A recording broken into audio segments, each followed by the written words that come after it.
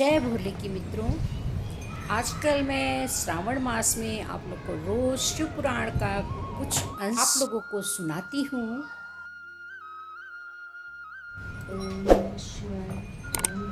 हमारे चैनल रंग बिरंगी दुनिया में आपका एक बार फिर एक नई वीडियो के साथ स्वागत है। आजकल मैं रोज आप लोग को शिव पुराण पढ़ती हूँ और आप लोग को सुनाती हूँ, तो कैसी लग रही है आप जरूर बताइएगा। शिव संबंधी तत्व ज्ञान का वर्णन तथा उसकी महिमा, कोटि रुद्र संहिता का महात्म और उपसंहार। तो आज मैं कोटि रुद्र संहिता का अंतिम अध्याय पढ़ने जा रही हूँ। सूत जी कहते हैं, सूत जी ने कहा, ऋषियों, मैंने शिव ज्ञान जैसे सुना है उसे बता रहा हूँ, तुम सब लोग सुनो। वह अत्यंत गुह और परम मोक्ष स्वरूप है। ब्रह्मा, नारद, सनकादि मुनि, व्यास एवं कपिल इनके समाज में इन्हीं लोगों ने निश्चय करके ज्ञान का जो स्वरूप बताया है उसी को यथार्थ ज्ञान समझना चाहिए। संपूर्ण जगत शिव में है। यह ज्ञान सदा अनुशीलन करने योग्य है। सर्वत्र विद्वान को यह निश्चित रूप से जानना चाहिए कि शिव सर्वमय है। ब्रह्मा से लेकर तृण पर्यंत जो कुछ जगत दिखाई देता है वह सब शिव ही है। वे महादेव जी ही शिव कहलाते हैं। जब इनकी इच्छा होती है तब वे इस जगत की रचना करते हैं। वे ही सब कुछ जानते हैं, उनको कोई नहीं जानता। वे इस जगत की रचना करके स्वयं इसके भीतर प्रविष्ट होकर भी इससे दूर हैं। वास्तव में उनका इसमें प्रवेश नहीं हुआ है, क्योंकि वे निर्लिप्त सच्चिदानंद स्वरूप हैं। जैसे सूर्य आदि ज्योतियों का जल में प्रतिबिंब पड़ता है, वास्तव में जल के भीतर उनका प्रवेश नहीं होता। उसी प्रकार साक्षात शिव के विषय में समझना चाहिए। वस्तुतः तो वे स्वयं ही सब कुछ हैं। मतभेद ही ज्ञान है, क्योंकि शिव से भिन्न किसी द्वैत वस्तु की सत्ता नहीं है। संपूर्ण दर्शनों में मतभेद ही दिखाया जाता है, परंतु वेदांती नित्य अद्वैत तत्व का वर्णन करते हैं। शिव परमात्मा शिव का ही अंश है, परंतु अविद्या से मोहित होकर अवश हो रहा है और अपने को शिव से भिन्न समझता है। अविद्या से मुक्त होकर वह शिव ही हो जाता है। शिव सबको व्याप्त करके स्थित है और संपूर्ण जंतुओं में व्यापक है। वे जड़ और चेतन सबके ईश्वर स्वयं ही सबका कल्याण करते हैं। जो विद्वान पुरुष वेदांत मार्ग का आश्रय ले उनके साक्षात्कार के लिए साधना करता है, उसे वह साक्षात रूप फल अवश्य प्राप्त होता है। व्यापक अग्नि तत्व प्रत्येक काष्ठ में स्थित है, परंतु जो इस काष्ठ का मंथन करता है वही असंदिग्ध रूप से अग्नि को प्रकट करके देखता है। उसी तरह जो बुद्धिमान यहाँ भक्ति एवं साधनों का अनुष्ठान करता है उसे अवश्य शिव का वर्णन प्राप्त होता है, इसमें संशय नहीं है। सर्वत्र केवल शिव है, शिव है, शिव है, दूसरी कोई वस्तु नहीं है। वे शिव ब्रह्म में ही सदा नाना रूपों से भासित होते हैं। जैसे समुद्र, मिट्टी तथा सुवर्ण ये उपाधि भेद से नानात्व को प्राप्त होते हैं, उसी प्रकार भगवान शंकर भी उपाधियों से ही अनेक रूप से भासते हैं। कार्य और कारण में वास्तविक भेद नहीं होता, केवल भ्रम से भरी हुई बुद्धि के द्वारा ही उसमें भेद की प्रतीति होती है। भ्रम होते ही भेद बुद्धि का नाश हो जाता है। जब बीज से अंकुर उत्पन्न होता है तब वह नानात्व को प्रकट करता है, फिर अंत में वह बीज रूप ही स्थित होता है और अंकुर नष्ट हो जाता है। ज्ञानी बीज रूप में ही स्थित है और नाना प्रकार के विकार अंकुर रूप हैं। उन विकार स्वरूप अंकुरों की निवृत्ति हो जाने पर पुरुष फिर ज्ञानी रूप में स्थित होता है। इसमें अन्यथा विचार नहीं करना चाहिए। सब कुछ शिव है और शिव ही सब कुछ है।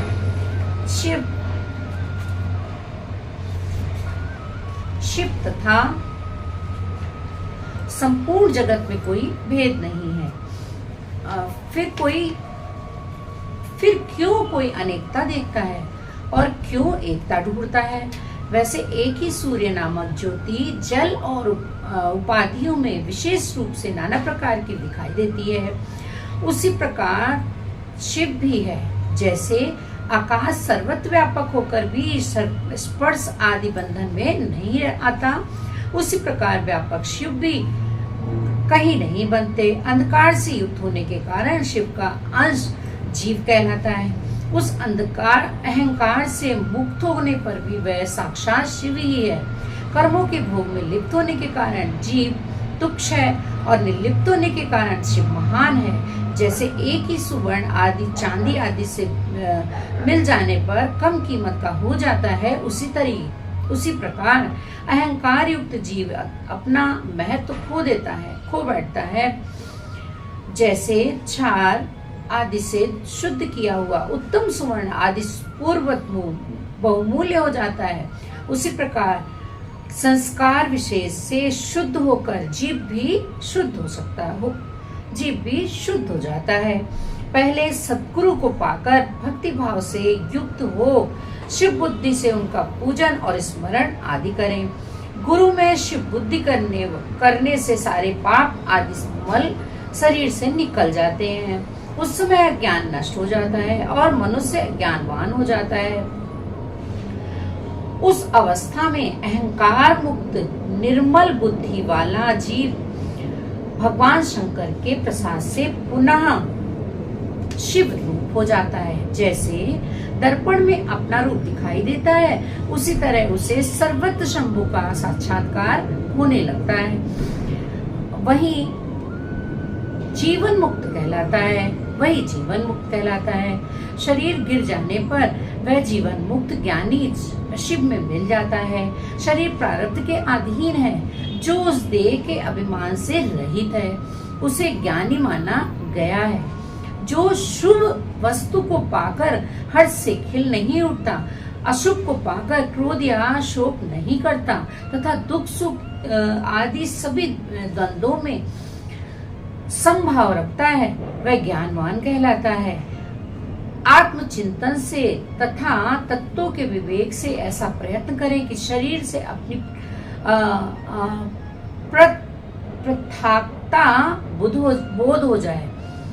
मुक्ति की इच्छा रखने वाले पुरुष शरीर और उसके अभिमान को त्याग कर अहंकार शून्य एवं मुक्त हो सदाशिव में विलीन हो जाता है। अध्यात्म चिंतन एवं भगवान शिव की भक्ति ये ज्ञान के मूल कारण है। भक्ति से साधन विषय प्रेम की उपलब्धि बताई गई है। प्रेम से श्रवण होता है, श्रवण से सत्संग प्राप्त होता है और सत्संग से ज्ञानी गुरु की उपलब्धि होती है। गुरु की कृपा से ज्ञान प्राप्त हो जाने पर मनुष्य निश्चय ही मुक्त हो जाता है। इसलिए जो समझदार है उसे सदा शंभु का ही भजन करना चाहिए। जो अनन्य भक्ति से युक्त होकर शंभु का भजन करता है उसे अंत में अवश्य ही मोक्ष प्राप्त हो जाता है। अतः मुक्ति की प्राप्ति के लिए भगवान शंकर से बढ़कर दूसरा कोई देवता नहीं है। उनकी शरण लेकर जीव संसार बंधन से छूट जाता है। ब्राह्मणों इस प्रकार वहां पधारे हुए ऋषियों ने परस्पर निश्चय करके जो यह ज्ञान की बात बताई है उसे अपनी बुद्धि द्वारा प्रयत्न पूर्वक धारण करना चाहिए। मनुष्यों, तुमने जो कुछ पूछा था वह सब मैंने तुम्हें बता दिया। इसे तुम्हें प्रयत्न पूर्वक गुप्त रखना चाहिए। बताओ अब और क्या सुनना चाहते हो? ऋषि बोले, व्यास शिष्य, आपको नमस्कार है। आप धन्य हैं, शिव भक्तों में श्रेष्ठ हैं। आपने हमें शिव तत्व संबंधी परम उत्तम ज्ञान का श्रवण कराया है। आपकी कृपा से हमारे मन की भ्रांति मिट गई। हम आपसे मोक्षदायक शिव तत्व का ज्ञान पाकर बहुत संतुष्ट हुए हैं। सूत जी कहते हैं, सूत जी ने कहा द्विजो, जो नास्तिक हो, श्रद्धाहीन हो और शठ हो, जो भगवान शिव का भक्त ना हो तथा इस विषय की सुनने की रुचि ना रखता हो, इस तत्व ज्ञान का उपदेश नहीं देना चाहिए।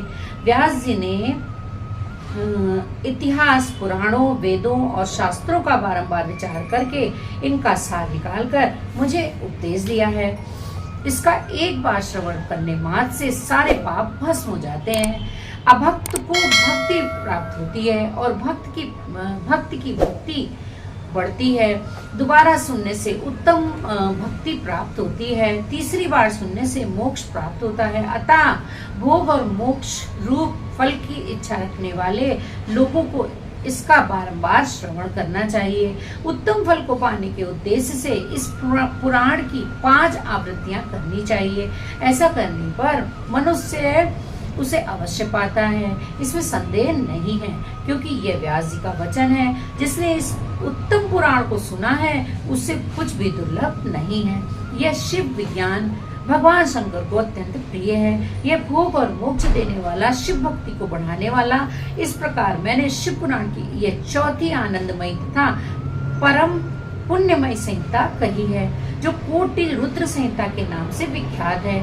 जो पुरुष एकाग्रचित होकर भक्ति भाव से इस संहिता को सुनेगा या सुनाएगा, वह समस्त भोगों का उपभोग करके अंत में परम गति को प्राप्त कर लेगा। बोलो शंकर भगवान की जय। होप आप लोगों को ये वीडियो पसंद आ रही होंगी। पसंद आ रही हो तो एक लाइक कर दीजिएगा, और चैनल में पहली बार आए हैं तो चैनल को विद बेल आइकन सब्सक्राइब कर दीजिएगा, जिससे मुझे हिम्मत मिल सके कि मैं आप लोग को ऐसी जानकारी देती रहूं, ब्लॉग्स बनाती रहूं। जय भोलेनाथ। भोलेनाथ की कृपा सभी पर बनी रहे।